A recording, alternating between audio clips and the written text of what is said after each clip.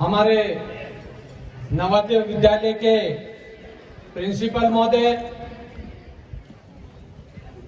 Boys senior secondary school के सम्माननीय principal साहब, बालिका स्कूल के सम्माननीय प्रिंसिपल साहब, विद्यानिकेतन साई पब्लिक स्कूल के प्राचार्य महोदय, स्टाफगण, गांव से पधारे हुए सभी सम्माननीय नागरिकगण, हमारे बीच में बैठे हुए तमाम विद्यार्थीगण, बालक बालिकाओं और समस्त स्टाफगण,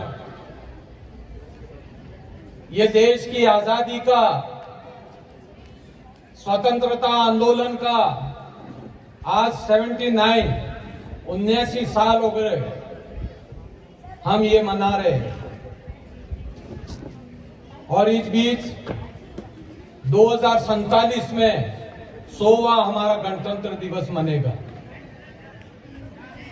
दोस्तों, इस स्वतंत्रता संग्राम के इस सुनहरे अवसर का आज जो हम यहाँ भाषण दे रहे हैं और जो हमारे बीच हम आज बैठे हुए हैं और जो देश का विकास हुआ है, उन तमाम आज जो खुशियां लिए उसके लिए आज के दिन हम उन कंगूरों को, उन नींव के पत्थरों को याद करेंगे जिनकी वजह से आज हम हर्षोल्लास के साथ देश के कोने कोने से लगाकर लाल किले तक हम इस स्वतंत्रता दिवस को मना रहे हैं।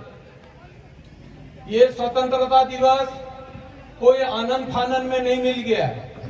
इसके लिए कई हमारे व्यक्तियों ने बलिदान दिया है और देश आजादी के टाइम हिंदुस्तान की 36 कौम एक ही अलग था, एक ही ध्येय था, एक ही संकल्प था कि हमारा देश आजाद होना चाहिए और उसी के कारण हमारा देश आजाद हुआ।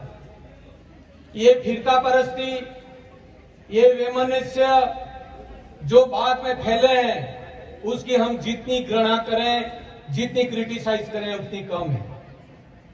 इस देश के अंदर हर व्यक्ति का अपना महत्व होता है। कोई व्यक्ति ये समझे कि मेरे बगैर देश नहीं चल सकता, तो वो उसका ईगो है, उसका अहम है। मैं शब्द नहीं चलता, हम शब्द चलता है और उसी से गांव आगे बढ़ता है, जिला आगे बढ़ता है और राज्य आगे बढ़ता है और हमारा देश आगे बढ़ता है। आज इस सरस्वती प्रांगण में मैं विशेष तौर से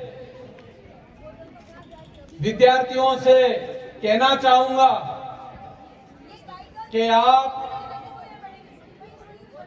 अब अपने आने वाले समय के, हमारे होनहार भारत के, आप एक सफल विद्यार्थी बनकर के, सफल एम्प्लॉयड बनकर के उच्च पद पर अधीनस्थ हो। ये हम सबकी मनोकामना है। दोस्तों, विशेष तौर से मैं साइंस के स्टूडेंटों को कहना चाहता हूं कि हम हर एप्लीकेशन की बात करते हैं, लेकिन अभी अभी मैंने पढ़ा तो कोडिंग से ज्यादा जरूरत बेसिक साइंस की होती है, यानी कि आर्टिफिशियल इंटेलिजेंस। ये एक नई इस देश के अंदर नहीं, पूरे विश्व के अंदर ये हमारी एक अलग तरह की एक उन्नति और प्रगति का मार्ग प्रशस्त करने वाली एक योजना कह सकते हैं, विज्ञान कह सकते हैं, जो हमारे बीच में आया। दोस्तों, इसको हिंदी में कहें तो कृत्रिम बुद्धिमत्ता।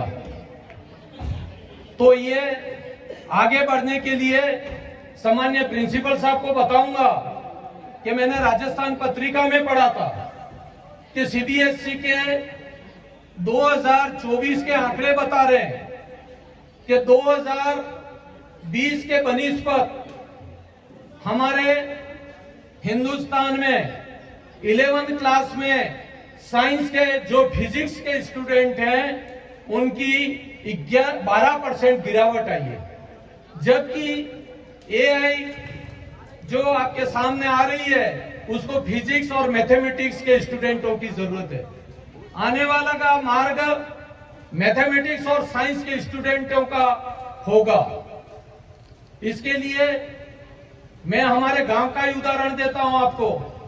फिजिक्स में भारतीय औद्योगिक संस्थान रोपड़ चंडीगढ़ में अभी हमारा यहाँ कार्तिक भट्ट सन ऑफ दिलीप भट्ट, उसने पूरे हरियाणा में फिजिक्स में टॉपर बना और वहां के गवर्नर ने उसको सम्मानित किया।